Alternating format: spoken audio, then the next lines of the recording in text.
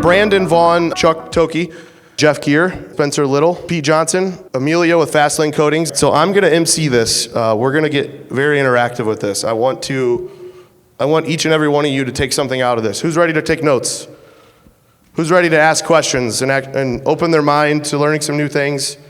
I'm a big believer that in order to grow, you've got to seek the knowledge. You've got to have an open mind.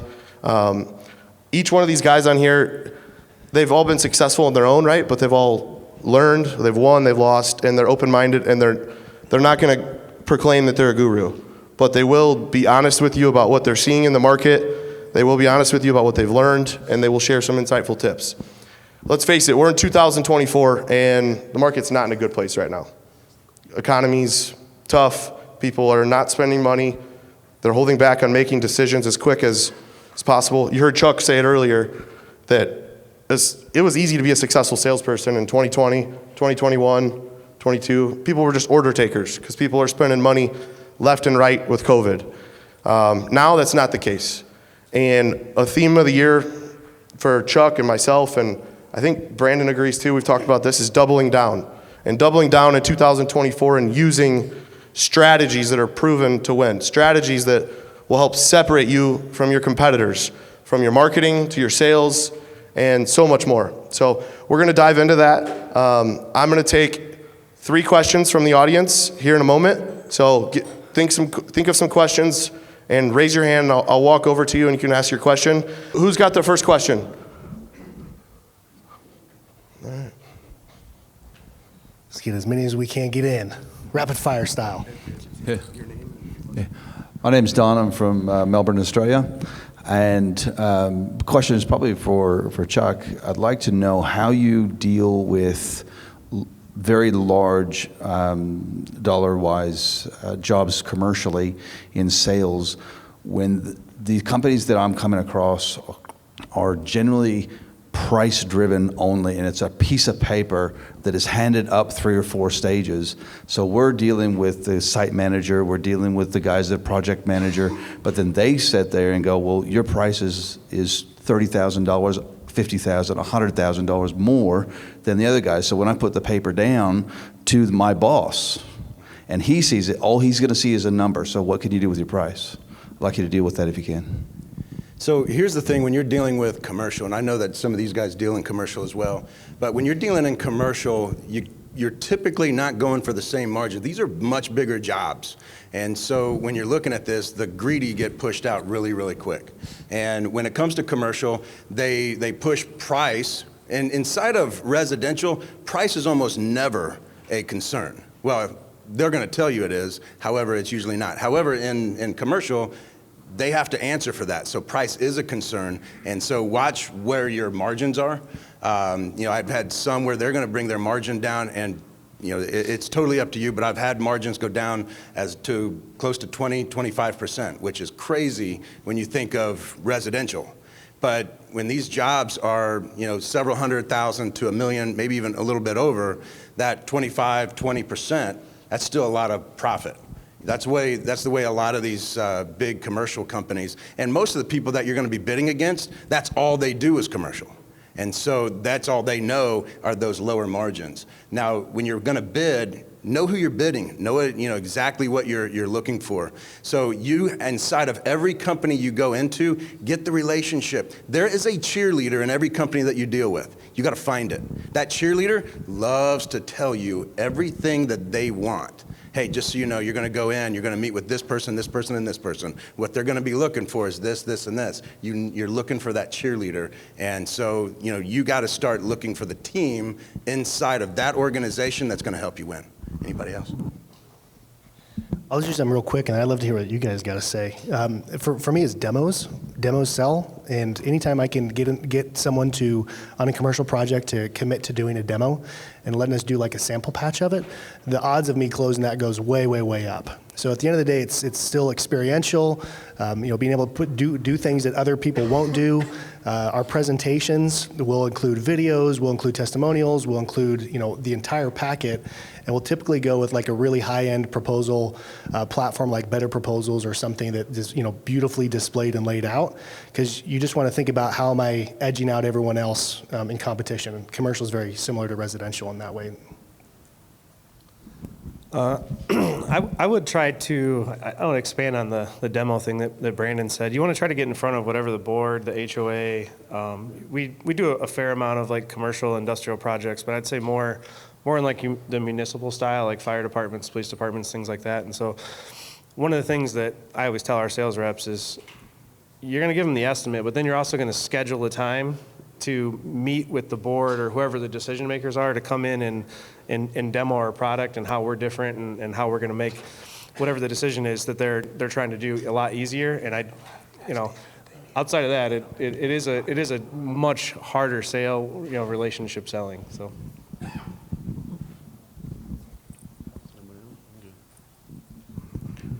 All right, we'll take the next question. I've got a question. I think this is one that I'd like each and every one of you to answer. I'll get to you next. I want each and every one of you guys to answer this question one by one. As far as in the concrete space, home improvement, things are down right now.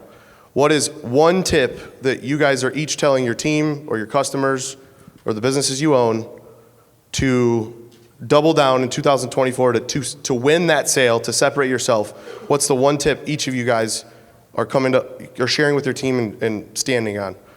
Let's start with Emilio and answer that question. We'll work all the way down. Yeah, sure. Thanks, Crane.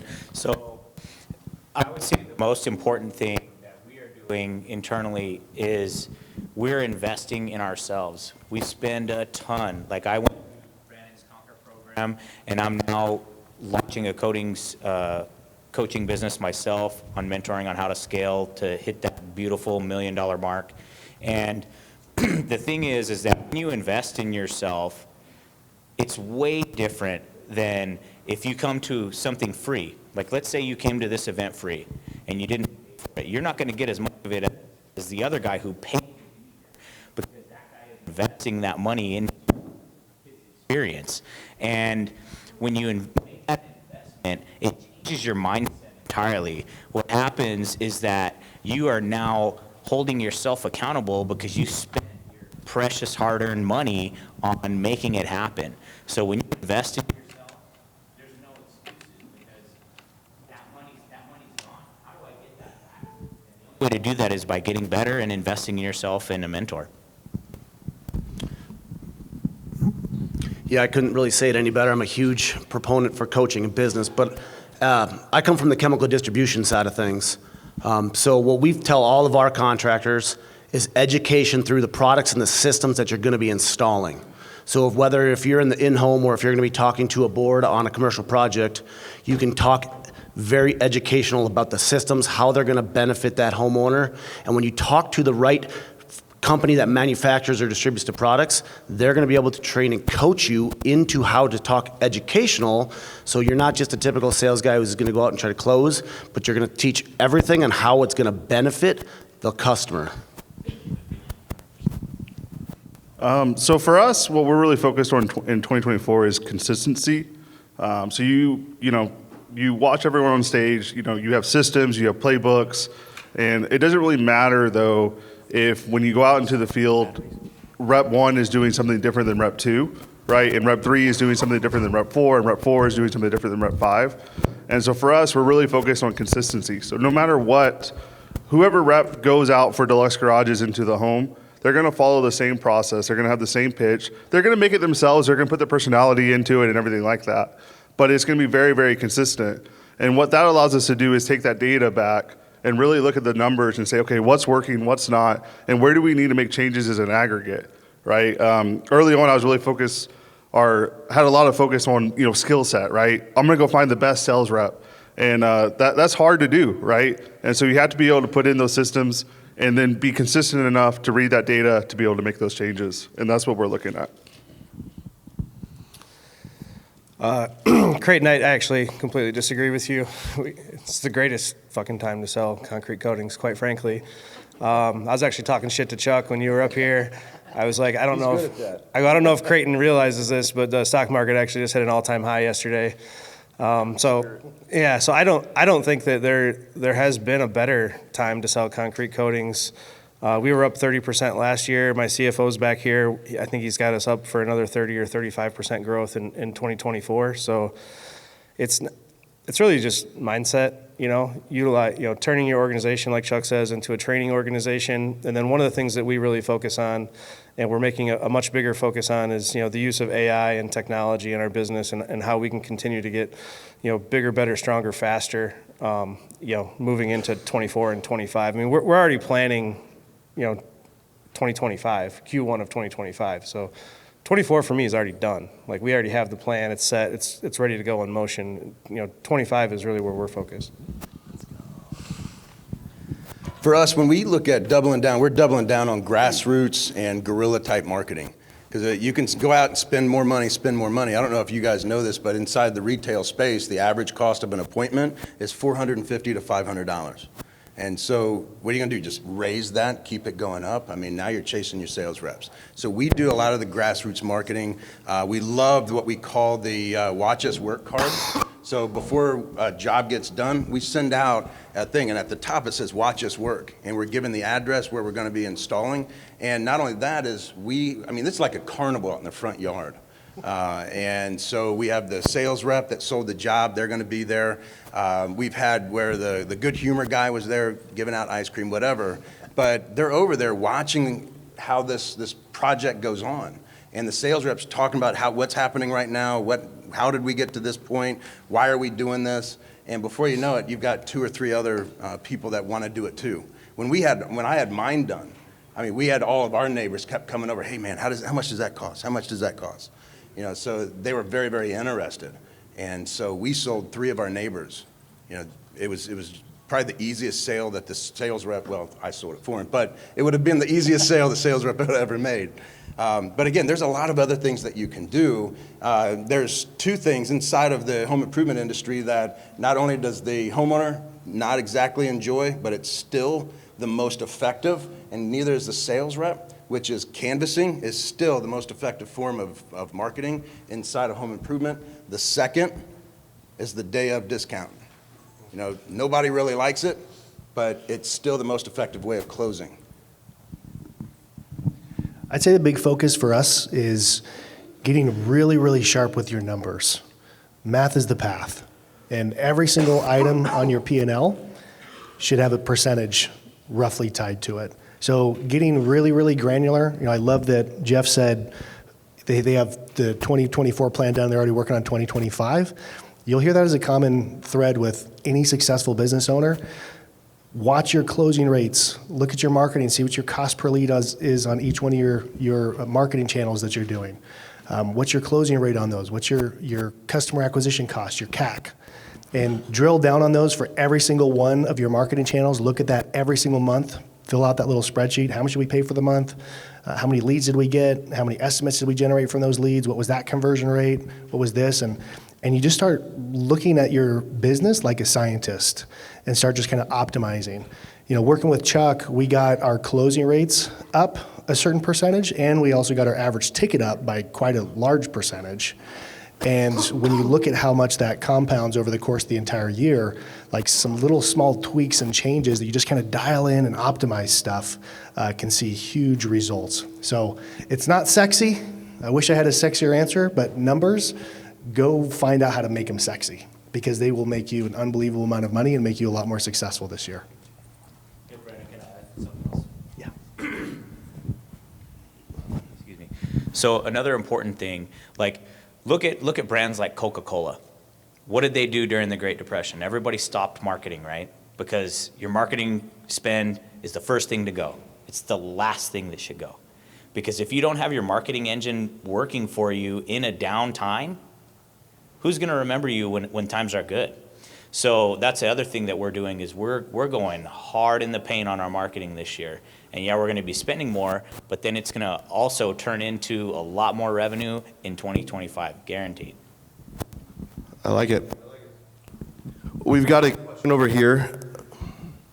Hi, my name is Juana. My question question is about your lead process. So when you get a lead, what is the tips you would give us for setting the appointment, please? So anytime we get a lead, you respond immediately. Have somebody on your staff or hire a VA that can respond immediately, because most contractors are guilty of, oh, I'll get back to you tomorrow. I'll get back to you next week. I'll get back to you whenever. And then you want to close that sale. And I'm sure Chuck can say, immediacy is the path to closing a deal. And when you can differentiate yourself in your market by being the people that pick up the phone, then your leads are going to be so much easier to turn into jobs.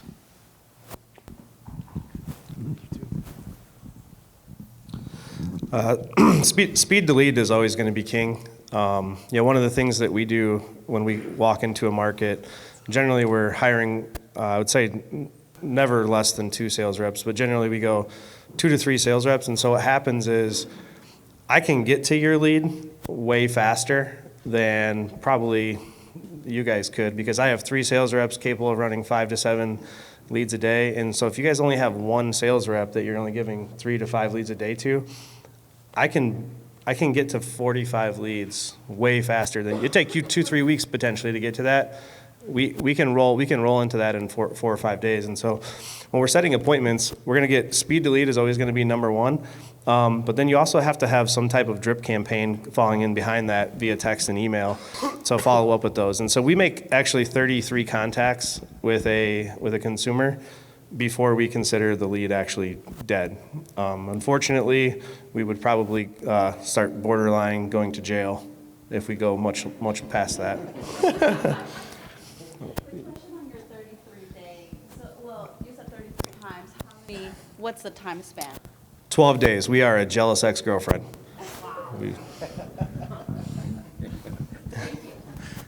When you're booking your appointments, the very first thing is never, ever let your sales reps book the appointment. I see this, and I had to laugh. And this was it's a decent-sized company. And I'm sitting there watching. She answers the phone. She goes, okay, so I'm going to have the sales rep give you a call and book the appointment. I'm like, excuse me? Yeah. No. You book the appointment. The sales reps run the appointments that you book. That's the first thing. But then we need to know, what is a qualified appointment? So the qualified appointment is all involved. So husband and wife need to be there. We need to make sure that we have enough time. So if your appointment's going to be 60 to 90 minutes, we let them know that's going to be 60 to 90 minutes. Please budget for that amount of time. Is this a need that we can satisfy, and are they a homeowner? I don't want to go in there talking to a renter. So there's a lot that goes into this. One thing I love that Chuck talked about a lot and taught us was, making sure the homeowner pulls the cars out of the garage and get things prepped. And then one thing that we changed that made a pretty big difference in our business, which I'll credit Chuck for, was adjusting our sales appointments. So now we have Saturdays opened up, so they sell from Tuesday to Saturday, and the last appointment's like 6, 7 o'clock in the evening. And guess when most of the closes happen? In the evening. So us as owners, sometimes, we don't want to work in the evenings, we want to work on weekends, which is why it's really powerful to get salespeople in. So that whole customer journey on the lead side of setting that expectation, making sure the decision makers are going to be there, made a huge difference for us.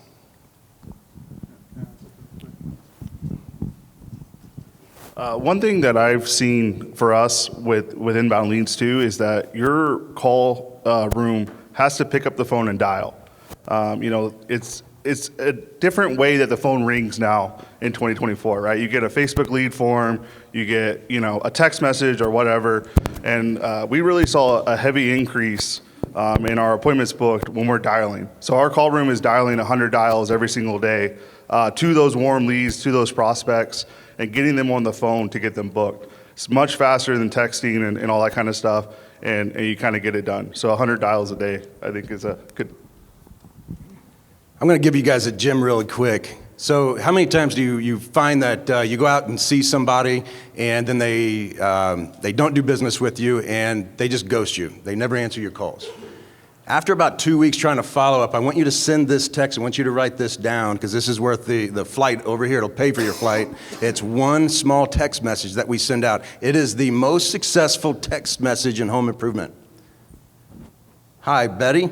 This is Chuck with Wise Coatings. Have you given up on your coatings project? I got that from my coach, because I get coached as well.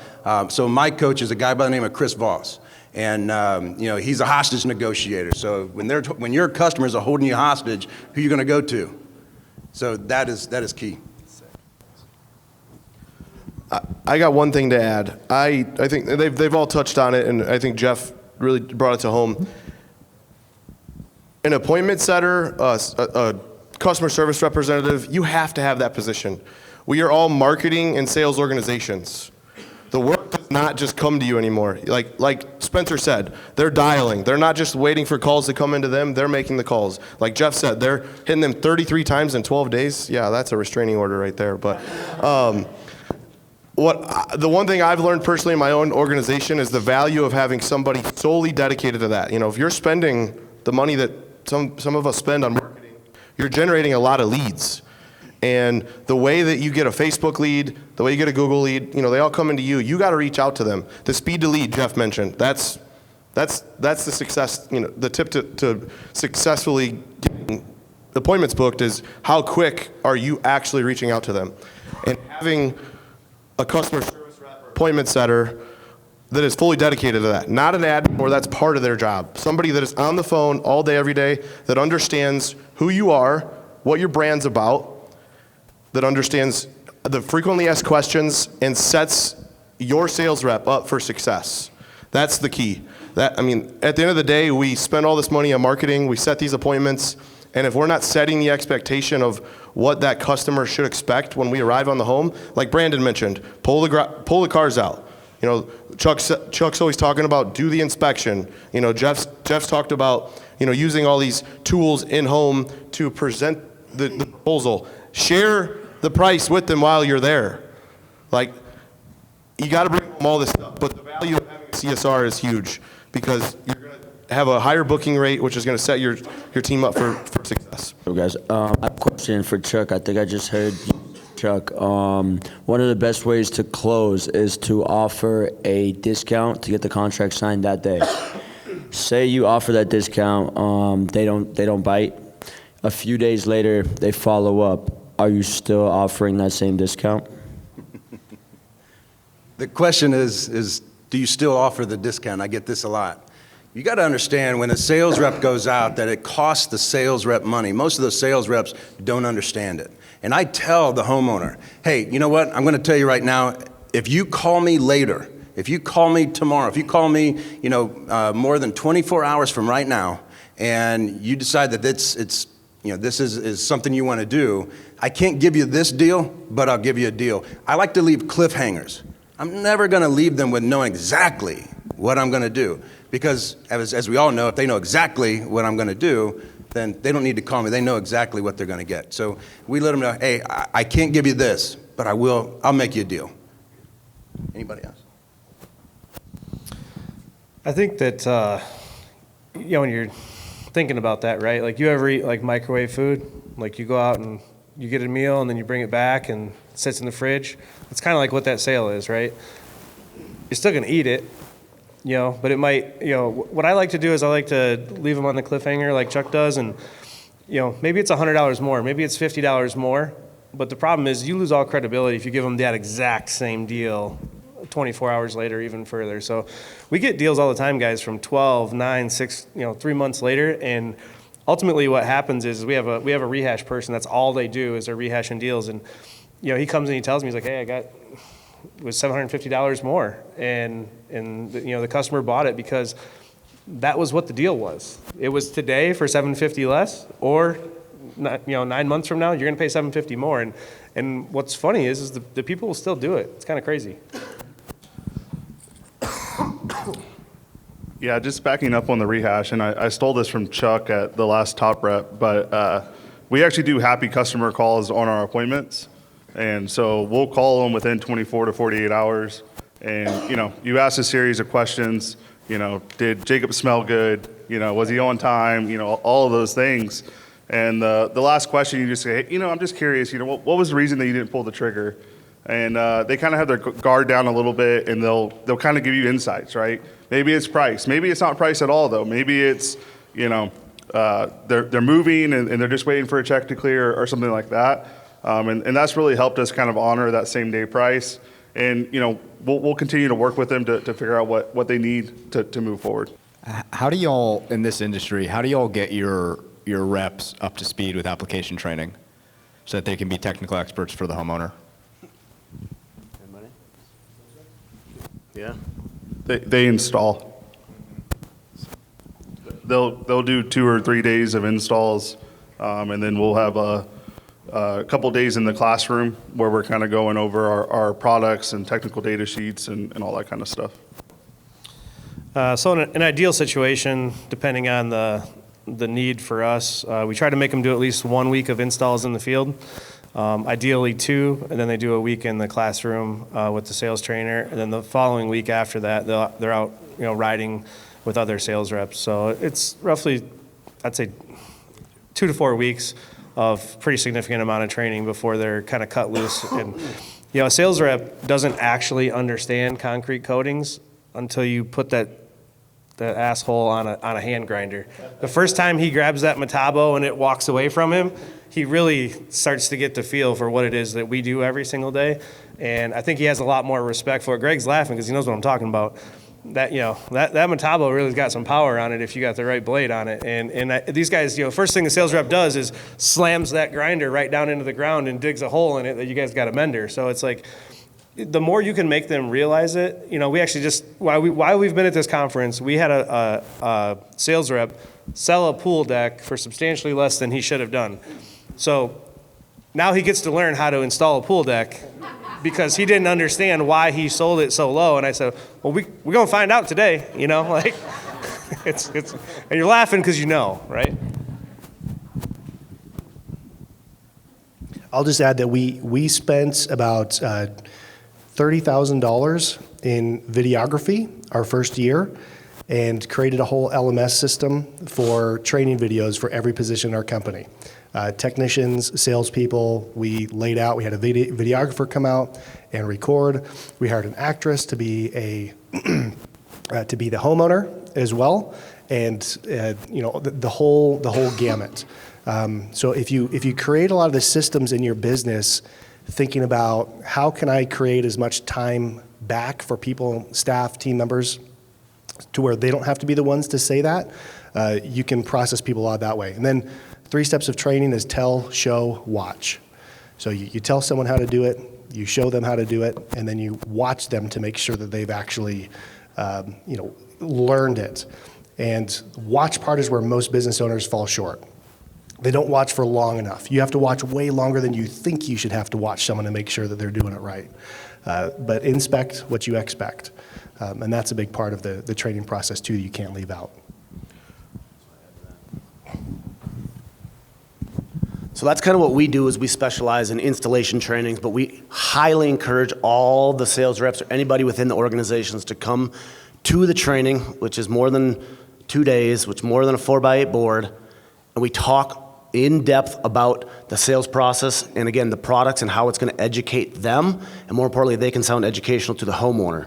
And then above and beyond that, we put on sales seminars. We have a whole entire thing called the University. It's a back-end website that's got about 18 hours of product knowledge, installation knowledge, and sales training.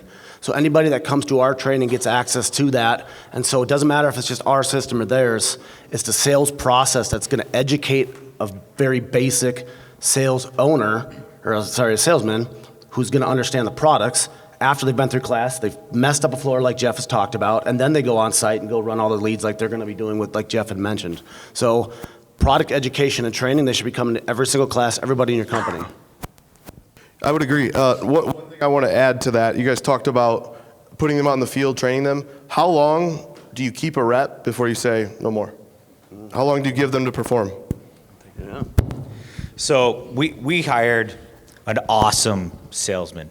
I mean, we're in Vegas, right? You see wraps everywhere.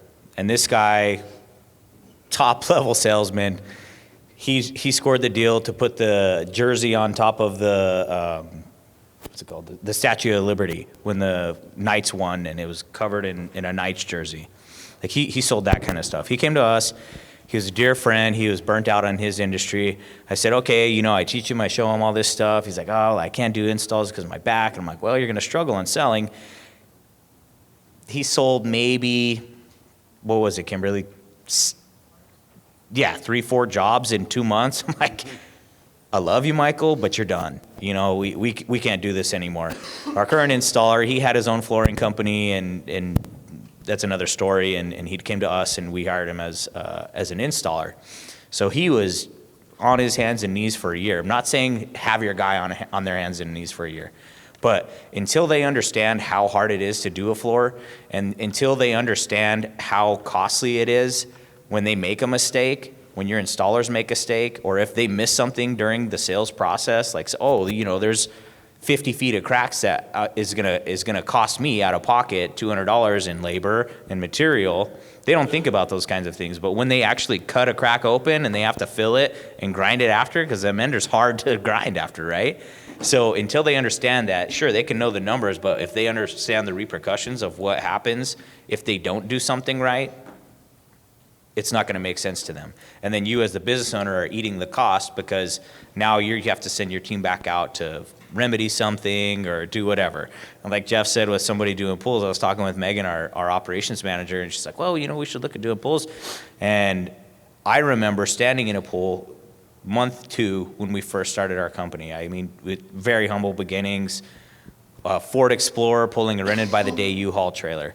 And I remember standing in a pool that I'm a very small man, and I'm trying to reach up 6 feet with that Metabo, trying to grind the coping on this thing, and I'm like, oh my gosh, you know, this is absolutely brutal. I will never do a pool deck again. But when you have that knowledge as a salesperson of how hard the job can be, it makes it easier for you to sell and more comfortable to sell because your customers are going to believe in you because you know every bit about the process. So the selling piece is easy. And I'll add to that too. It also gives you your installers a respect for the salespeople. 100%. Because there's a huge gap there where a salesman just sells the job, install team goes and does it, and they're, you know, oh, F you, they, you know, they forgot this. It's the square footage is wrong, or, you know, we showed up and it's not a one-day system, or, you know, a half-inch pitch here. I think you got to respect both. The salespeople have to know what it takes to do the job and actually care and for the company's best interest and for that team that's going to go do it. Are they ever going to do that 100%? I'm not sure, but they need to have. It's valuable putting them in the field. Yeah, I mean, we're talking about a 3% close rate for a top-notch salesman versus a 60% close rate for somebody that's done floors before. Yeah, absolutely. Jeff, how about you? How long the sales rep before you can? That's a good question. I fired one before I got it. Yeah.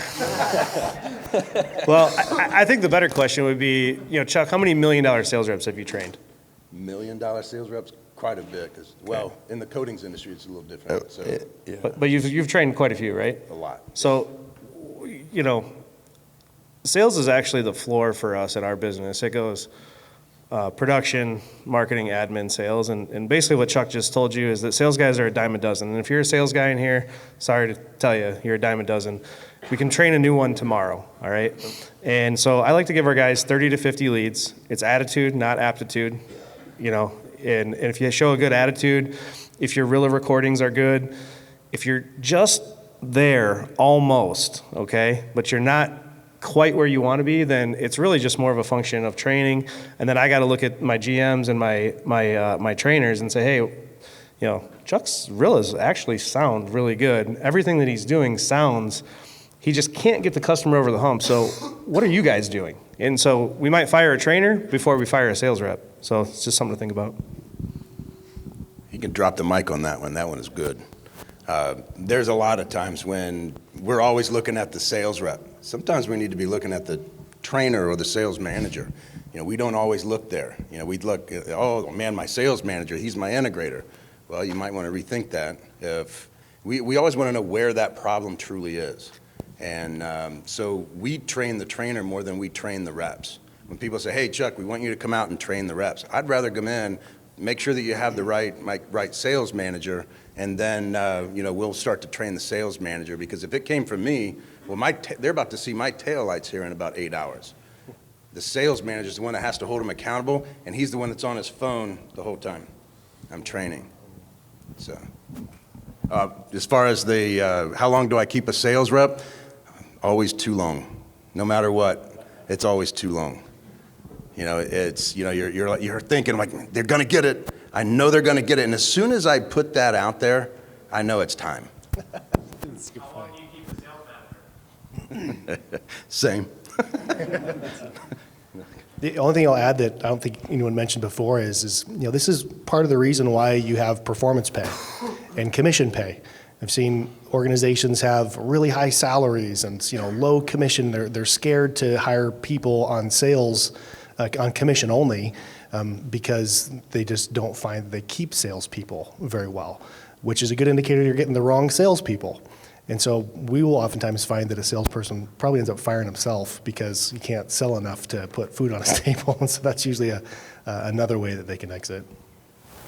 So I want to answer your question. So when you're talking about a sales managers have 3 sets of expectations. Now here's the bigger issue is 90% of sales managers out there don't even know what their job is. They have no idea. They think that they're supposed to manage the herd, and that's it. I'm just watching over my flock.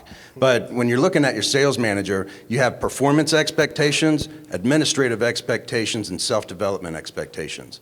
But again, most don't even know it. All right, I've got a good question over here. Everybody's going to want to hear. Kimberly Lane has a question for those of you that I think we all run into on a daily basis. Okay, and this is kind of to tail off of what Chuck ended his presentation with today. How do you beat the $4 to $5 a square foot, guys? It's very tempting to discount right now, and you said raise your prices. So can you expand a little bit more on that for us?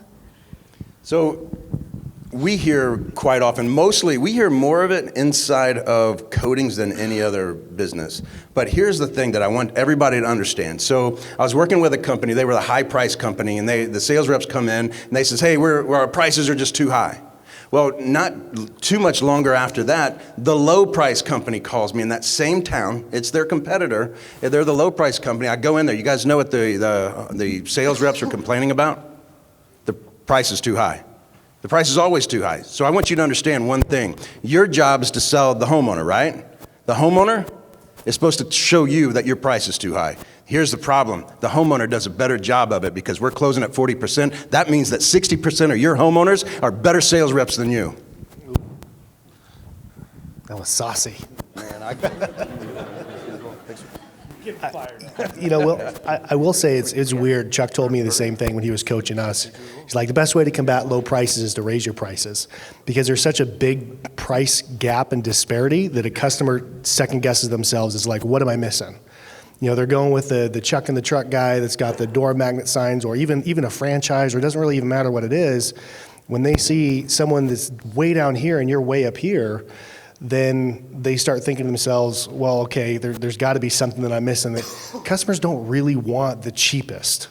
No one ever really wants the cheapest and be able to say, yeah, this is the cheapest one. No one works that way. They want to be able to show off the value that they got instead. And so when we started raising our prices, we're in Orlando. One of our markets is Orlando, which is highly, highly competitive. We started raising our prices to $9 a foot, $10 a foot, $12 a foot, $13 a foot, and we actually saw our closing ratios start to increase and tick back up again. And it's because when you have a really high price, you're able to price anchor, offer discounts, be able to offer those types of incentives as well. But then customers, they really kind of don't know what to compare you to because your sales process and your approach is so different that they can't compare apples to apples anymore. So being so crazy different from your competitors, that's one thing I love. Chuck even talks about, the Fat Max tape measure. Like all those little things just kind of add up. We adopt a baby elephant in the name of our customer for every floor that we complete. Like no one's doing that. And people may laugh it off like, oh, that's kind of silly. It's kind of cheesy. It's not. I mean, like people actually really appreciate that, and it's just different. So when you have more ammunition, when someone's like, well, you're more expensive, well, do they do this? Do they do that? Do they do this? Do they do that? Do they do this? And then that's how you kind of value that gap in price. Awesome. We got a question over here. What's your process when it comes down to callbacks, go-back service calls, honoring warranties, and who on your team do you hold accountable when these situations happen? Everyone. Everyone is accountable. I mean, your salesperson has to make the call. Whoever your techs are, they need to make the call. And our internal company motto is do the right thing. We have it printed in a huge banner in our shop. It's one of our core values, and having core values, I think, drives home a lot of this stuff for people. And, I can't say enough about Brandon's Conquer program. I went through the Conquer program myself, and it's taught me a tremendous amount. And when you kind of shift your mindset into, okay, I'm going to own everything I do, that starts from the top down, So if you own everything you do, every one of your employees is going to do the same. And I think that's probably helped us a ton.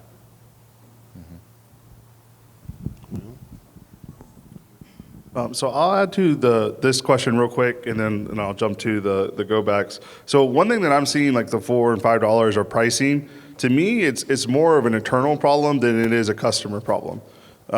If someone's spending $3,000, $4,000, $5,000 on a garage floor, like what difference is $800 to that purchase? Where I see is it's the struggle internally. You see it on the Facebook forums, all that kind of stuff, right? And it's the mindset of the sales team. Anytime we go to a new market, we literally raise our price, and they sell the exact same close rates of the market before. And so it's 100% mindset for us internally on the price than it is external factors. For us, for go-backs, our lead installers have a rolling 6-week average that we look at, and they have performance pay based on that. So I'm a big believer, 70-30, 70% base, 30% performance pay. And so we look at those rolling averages with go-backs and really kind of determine, what is the cause? Is it missed expectations on the sales side? Or did we just, fuck up a floor or whatever it is, and kind of look at it from there? I think the question is, who do you hold responsible, right? Is that for the go-backs? So if it's within the first 2 weeks, it's always the crew that did it. Basically, beyond that, we have a service tech that goes out and takes care of it. We also have a warranty service coordinator for our nationwide. He takes all of the inbound service claims from all the different brands that we have, and then he determines whether or not it's warranty and works that out with the consumer. And so it's already prejudged whether it's going to be customer pay or whether it's going to be warranty. And then the brands and the GMs and the crews don't have to make that decision. He's already done that for them. And the big thing that we are really pushing in back half of 2023 and 2024, and really it should have been since 2017, but an exceptional customer experience. What's that like on the marketing side, all the way through the service side? And if you guys really want to piss some people off, tell them you're not going to fix your floor. And I'm sure you hit that negative review pretty hard. I'll add one thing that we do for our production managers is we incentivize them on the gross margin of the business. So our production managers, they own the COGS, cost of goods sold, which is technician labor, all the materials, all the supplies, and everything else. So we actually have a table in our comp plans for our production managers that's based on different tiers of gross margin. So if our gross margin for a given month is between 58% and 60%, they get $500. If it's between 60 and 62%, they get $1,000. And 62 plus, they get $1,500. So the nice thing about that is that your production manager, they're watching all the COGS, they're monitoring the overtime, they're monitoring fix-its. These are all levers that they can control. If the guys drive all the way out to a job and drive back, the revenue per hour metric is going to be messed up. And so it's a good metric that a production manager has full control over to be able to keep those COGS and that gross margin down. The other benefit is that he's also incentivized to go out in the field and help the crews get production done faster. because his pay isn't in COGS, his pay is down here under GS&A expense, down below.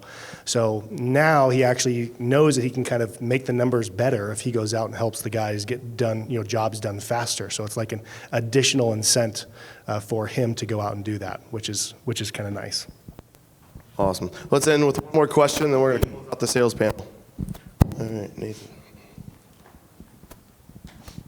I actually have two questions. One, Mr. Gear, of your 33 touches in 12 days, how much of that is automated versus someone personally reaching out to that customer? So it's always a call, a hand dial, if you will. We have a power dialer that what's cool about it though, it only dials one number at a time. So a lot of power dialers would hit like 10, 15. I like ours because it's only calling one, and then as soon as it hits voicemail, allows them to leave a voicemail and then drops to the next one and just keeps going. And then the text messages and emails are automated, and then whenever they respond, it pulls them out of the queue, and then we start a real conversation with them, right? So, and that's, it always goes call, text, email, call, text, email, call, text, email. And it's different word tracks in each one. Okay. And vetting a lead prior to sending someone out there, wasting gas, whatnot, how are you vetting your leads and getting them kind of prepared for your prices? If you got all these guys running around doing $3, $4 a square foot, what are you guys that have been successful doing to kind of prepare your leads for your prices when you get there? Oh man, that's the $100 million question. Are you there yet, Jeff? You're not. Nobody's gonna like this, okay? And Parker's shaking his head. He's one of my GMs. He's what are you, 23? And this kid runs 7 offices, 5 in Indiana, Ohio, 2 out in he knows when you asked it, he's shaking his head. So we have a rule. It's called run the fucking lead. Okay? I paid for the lead. Run the lead. They have to be home, and they have to need or want a concrete coating, and we're going to come out there. And so I know that's not popular. I know that people don't like that, but at TSR or any of the other revamped companies brands, like, we just run the fucking lead. Because I've been doing this for 15 years. Chuck's old. He's been doing it a lot longer than me. And I can't tell you. Do you know whenever you take a phone call if it's going to be a sale? Did you ever know that? Don't ever let anybody tell you it's going to be a sale from a fucking phone call. Just go out and talk to the people, and the rest will solve itself. Sorry. Can I get an amen? So you do not talk pricing until you are face to face with that person? Absolutely. Never. I would agree. So, Chuck, Chuck, wouldn't you say it's important to give your reps a chance? So I want you, when I first got into sales a long time ago, my sales manager, I went up to him and made the mistake of asking, hey, how do I know this is a good lead? He comes up and he shakes my hand. He puts his 2 fingers on the back of my wrist. He says, man, if I feel a pulse, that's a good lead. But here's the other thing is our phone reps, for good reason, we don't fill them in on any of the pricing, what it could be, because there are some good people that call in and they really push. And we do not. I mean, it's a terminable offense to give a price. Even on our shows and events, it's a terminable offense to give a price at a show and event or over the phone. We do not do it at all. Awesome. Let's close with this. With all the Facebook marketing and digital marketing we do, we all get asked the same question. What's your price per square foot? Or how much for a 2-car? How much for a 3-car? How do you guys teach your team to respond to that?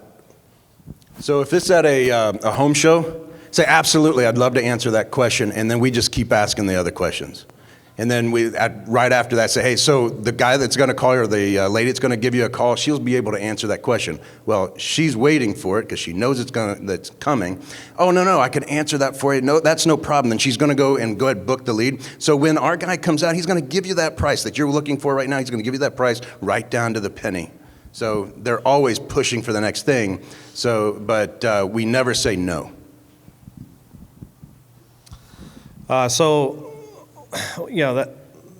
when I started doing Facebook ads 7 years ago, or 8 years ago, I was like, I felt like we were kind of like one of the first ones to do it, and it wasn't so much prevalent then as it is now. And really, you have to agree with them first, and you got to say, yeah, absolutely.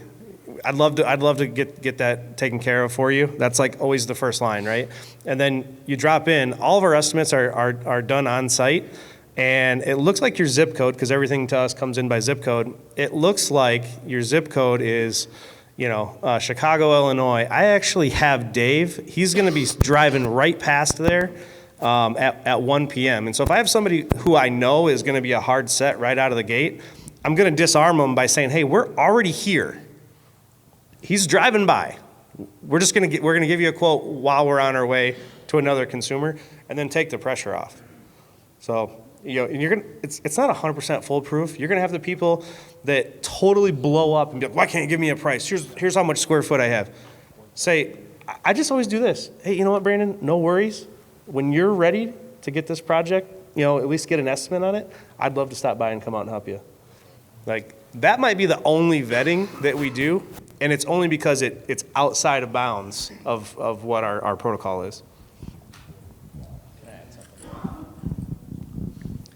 So, not that I'm ending this, Creighton, but something that has really been on my heart to tell everybody here is that the most crucial thing that you sell in any business is your customer service experience. And if you haven't noticed from the panel, everybody spends a ton of money and a ton of time in creating an experience for their customer. And that's the easiest way to get rid of the $4 and $5 a square foot guys, because you're providing them with an experience. They're going to trust you more because you make them feel good. And when you do that, and you have your price locked in, like Brandon was saying, and then you raise your prices. I was just talking with our sales manager about it the other day. Like, man, sure, sales might be slow right now, but remember when they were really good, and we said, oh, we're booked out X amount of time, and we started raising our prices to see what the market would hold. And what do? We killed it. Banner year. Going into this next year, we're going to have another banner year, and it's all mindset. So when you set yourself up and you say, oh, well, what kind of discount could I give? Oh, well, they're not going to bite because everybody else is at $4 and $5 a square foot. No, you got to sell that customer experience. So it starts in the office. As soon as that lead comes in, how the phone's being answered, what he looks like or she looks like when they show up to your door, what they're showing them on the floor, how they're making them feel about everything. Your customer service experience is the most important thing you sell in your business, bar none. And when you can do that, you can charge whatever you want. Because now I don't have to worry about the schedule being slow, because I'm setting the price. I'm setting the market. And even if you're a smaller team like us, we're a smaller team, but in Vegas, we're considered a 100-pound Goliath. People ask us, oh, how long have you been in business? I've been seeing you guys around forever. What, 20 years? Like, no, man. We're 5 years old, and we own the market now. And it's because we take those risks, and we provide that customer service experience every single time. Awesome. Well, we'll close it on that. I appreciate you guys all jumping on here. Did everybody get some value out of that?